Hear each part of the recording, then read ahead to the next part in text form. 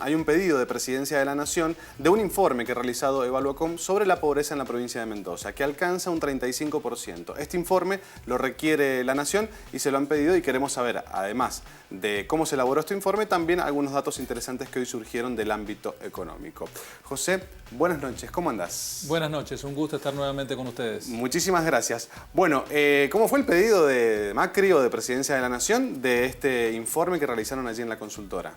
Bueno, cada 6 meses la consultora hace un relevamiento a nivel nacional del mapa de la pobreza, es decir, es un mapa social de la República Argentina, donde evaluamos la situación social de cada una de las provincias argentinas. Para esto tenemos en cuenta lo que es la canasta básica total para cada una de las provincias argentinas en base al patrón de consumo y la encuesta permanente de hogares, y cada 6 meses hacemos un ranking de cómo están ubicadas las provincias argentinas en base a cuál es su nivel de pobreza. El último informe lo realizamos en diciembre del año pasado y lo publicamos en el mes de febrero. Lo que ocurrió fue que en el mes de marzo un diario nacional, uno de los diarios de mayor tirada a nivel nacional, levantó el informe y lo publicó un día domingo. A partir de ahí, desde Dirección General de Presidencia, nos pidieron vía mail que le enviáramos el informe porque estaban interesados en un mapa social de pobreza a nivel nacional, dado que ningún organismo oficial lo está relevando. A partir de ahí nosotros pedimos llevarlo personalmente al presidente de la Nación para explicarle cómo se había hecho este trabajo y mostrarle cuáles eran todos los resultados en todas las provincias argentinas. A partir de eso recibimos una carta con una invitación para poder llevar el informe al presidente de la Nación. ¿Cómo se llegó? Seguramente, bueno, es mucho trabajo y seguramente mucho dato, pero ¿cómo se llegó a este 35% de pobreza en la provincia de Mendoza? ¿Cómo fue la elaboración de este informe, José? Bueno, lo que se toma es la evolución de la canasta básica total para una familia tipo, es decir, lo que necesita una familia en la provincia de Mendoza para cumplir con todos los requerimientos mínimos y nutricionales que necesita para poder llegar a fin de mes de manera digna. En base a esto, todos los meses la consultora va haciendo un relevamiento de la canasta básica total en la provincia y después, cotejándolo con la encuesta permanente de hogares y con encuestas propias, vemos cuáles familias están por arriba y por debajo de la línea de pobreza. Y en base a esto, obtenemos el porcentaje que hemos obtenido a fines del año pasado. ¿Tienen ya alguna estimación de cuál es la pobreza del primer semestre de 2016? Todavía no tenemos el primer semestre, pero sí hemos ido relevando la canasta básica total de manera mensual.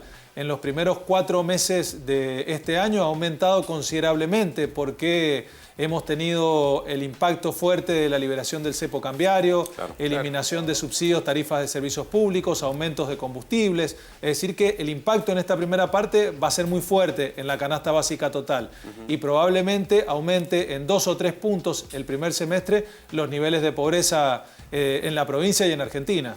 ¿Cuál es la intención de Presidencia, digamos, elaborar un informe total luego con varios informes privados en distintas provincias? ¿Qué datos tenés al respecto, José? Probablemente quieran empezar a cotejar las distintas mediciones que se hacen a nivel nacional, sobre todo las del interior del país, porque no hay organizaciones públicas que lleven a cabo este trabajo. Y como es una consultora económica y no tiene fines políticos, probablemente estén más interesados en la elaboración técnica y cómo van evolucionando los patrones de consumo de cada una de las provincias. Tenemos muy marcado lo que es las provincias del norte, las provincias del centro y las provincias del sur del país. Básicamente, por ahí otras consultoras, universidades, llevan otros relevamientos, pero no necesariamente el mismo. Bien. José, te saco un poquito de agenda, pero seguimos hablando de economía, obviamente. Bueno, hablábamos de estos 2 anuncios de Mauricio Macri. ¿Es necesaria una regularización del tema de los jubilados y sus denuncias y estos litigios que tienen con el ANSES y con el Gobierno Nacional para que se actualicen sus saberes?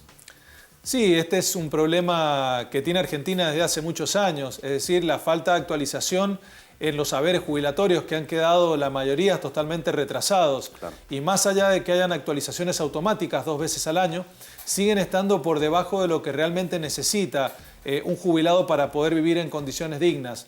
Las consultoras privadas y algunas universidades medimos la canasta básica de jubilados y el mínimo todavía está 1.500 pesos por debajo de lo que necesitaría como mínimo un jubilado para poder vivir en condiciones dignas, teniendo en cuenta que su patrón de consumo es completamente distinto al patrón de consumo de cualquier otra familia. Y esto es lo que hoy intenta el Gobierno Nacional, desde algún punto de vista, empezar a modificar, empezar a trabajar en ello, más allá de los que tenían sentencia favorable.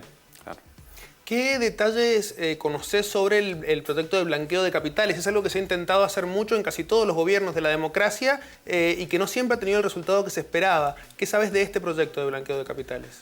Bueno, con respecto a este blanqueo de capitales en particular, lo que busca básicamente es lo que buscan todos los blanqueos de capitales, es decir, que todos los fondos o las divisas que estén en el exterior o estén en el colchón regresen al sistema. Lo que busca el Gobierno Nacional es tentarlos de alguna manera para que lo ingresen de una manera práctica y el Gobierno Nacional pueda haber incrementado las reservas y de esa manera tener mayor respaldo a los pesos que están dando vuelta en la economía. Lo que pide de alguna manera es que estos fondos regresen al país, no se les va a cobrar ningún tipo de impuesto, no va a haber ningún tipo de represalia impositiva para que puedan ingresarlos de una manera legal y de esta forma poder generar ciertos emprendimientos productivos porque vuelve al sistema. Va a ser a través de bonos, es decir, se le va a permitir a las personas que tienen dinero en el exterior poder adquirir bonos nacionales y sería la forma legal de poder blanquear estos recursos que tanto le hacen falta al país porque evidentemente durante un tiempo hubo cierta desconfianza en la economía argentina y la mayoría de los inversores y los ahorristas decidían quedarse en una divisa y en el exterior. ¿Qué cantidad de dinero podría llegar a volver al país? ¿Se sabe alguna estimación? El Gobierno Nacional maneja una estimación que puede rondar el 30% de los fondos que están en el exterior. Con que regrese entre el 20 y el 30% de lo que está en el exterior o lo que está en el colchón, el Gobierno Nacional considera que el blanqueo de capitales sería un éxito. Está convencido que no van a volver todos de la noche a la mañana. Algunos títulos decían 20.000 millones, por ejemplo. 20.000 millones. ¿Es exagerado o no, José? No es exagerado para nada. Probablemente el gobierno considere que con que vuelva una parte importante de lo que está afuera, que es muchísimo más, ya sería un éxito porque ha generado cierta confianza en un grupo de personas que piensan volver al país. Hay ciertas alianzas estratégicas y ciertos acuerdos con multinacionales para que empiecen a volver con algunos capitales ellos y hagan como un puntapié inicial en esta medida. José, quería cerrar la entrevista hablando un poco de inflación. Hablábamos de las tarifas, de la quita de subsidios, aumento de tarifas y también de la eliminación del cepo a principio de año. ¿Qué proyección tenés desde consultora o qué datos manejas con respecto a la inflación en este año 2016? Bueno, los datos que tenemos en la consultora para los primeros 4 meses del año habla de un acumulado del 18%. Es decir, que si lo anualizamos, estamos hablando de un 40% aproximadamente. Claro. Habrá que ver en la segunda parte del año, con la caída de la actividad económica, cómo se siguen moviendo los precios y ya cuando no tengamos los fuertes efectos de la eliminación de subsidios. Claro. Va a ser un año inflacionario, por cierto, totalmente.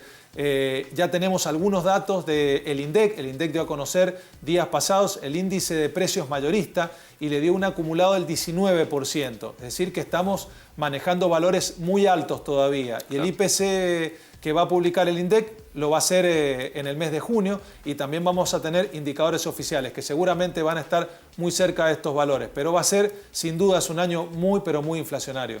José Vargas, gracias por estar con nosotros y te pido que repitas cuándo es este encuentro, cuándo han sido solicitados allí en Buenos Aires para que, bueno, den más detalles del informe. Lo dijiste al principio y se me escapó el dato.